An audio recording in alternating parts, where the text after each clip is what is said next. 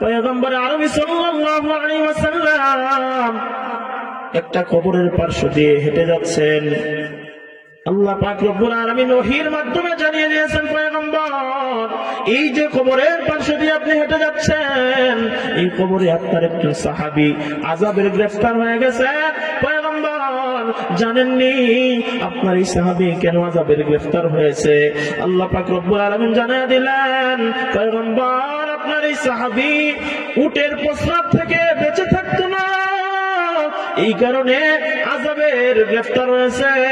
একটু জবাব দেন, কিসের প্রস্রাব থেকে বেঁচে থাকতো না? উটের প্রস্রাব থেকে, মানুষের প্রস্রাব থেকে না, উটের প্রস্রাব থেকে। একটু মনোযোগ দেন, ফিকহে হানাফির উসুল অনুযায়ী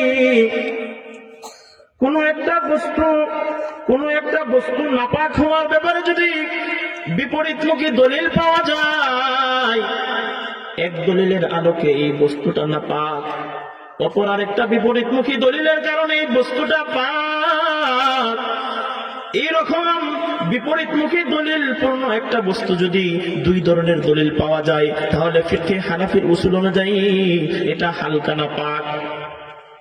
আর যদি সকল দলিলে প্রমাণ হয় এই বস্তু নাপাক, কেউ কোনো বিপরীত মত পোষণ করেন নাই, সকলের মতে সকল দলিল অনুযায়ী বস্তুটা নাপাক, এটা হলো নাজাসাতে গলিজা, শক্ত নাপাক, কঠিন নাপাক, বড় ধরনের নাপাক। আর যদি বিপরীতমুখী দলিল থাকে, এক দলিলে পাক প্রমাণ হয়, অপর দলিলে নাপাক প্রমাণ হয়, তাহলে এটা একটা হালকা ধরনের নাপাক।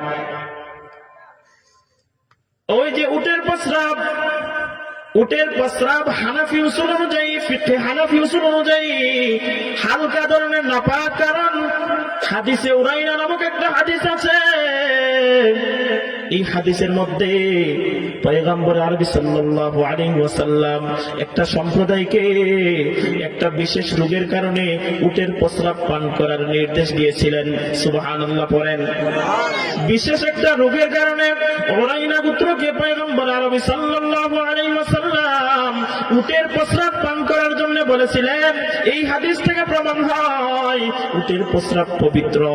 অপরদিকে ওই যে বললাম হাদিস, পয়গম্বর আরবি সাল্লাল্লাহু আলাইহি ওয়াসাল্লাম যে কবরের পার্শ্ব দিয়ে যাচ্ছিলেন, আল্লাহ পাক রব্বুল আলামিন জানিয়ে দিলেন আপনার এই সাহাবী উটের প্রস্রাব থেকে বেঁচে থাকতো না। এই কবরের আযাবের হাদিস দ্বারা প্রমাণ হয় উটের প্রস্রাব অপবিত্র।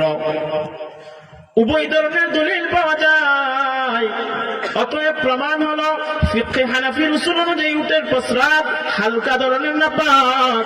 হালকা ধরনের নাপাকি প্রস্রাব থেকে যদি আল্লাহর পয়গম্বরের সাহাবী বেঁচে না থাকার কারণে কবরের আযাবের সম্মুখীন হয়ে যায়, তাহলে যে সমস্ত যুবক ভাই মানুষের প্রস্রাব সকল মতে কোন ধরনের বৈপরীত্য কোন মত নাই, মানুষের প্রস্রাব এটা বড় ধরনের নাপাক, না নাজাসাতে গলিজা। এই বড় ধরনের নাপাকি থেকে না বাঁচার কারণে আল্লাহর পক্ষ থেকে কেমন আযাবের ভয় করতে হবে, কথা বলেন ঠিক কিনা? বড় ভাই আমাকে বলেছিলেন, আমি আসার আগ পর্যন্ত তুমি মাইকটা চালিয়ে যাও, আমারও কষ্ট হচ্ছে, আমি আমার ভাইয়ের কথা আমি আর লঙ্ঘন করব না।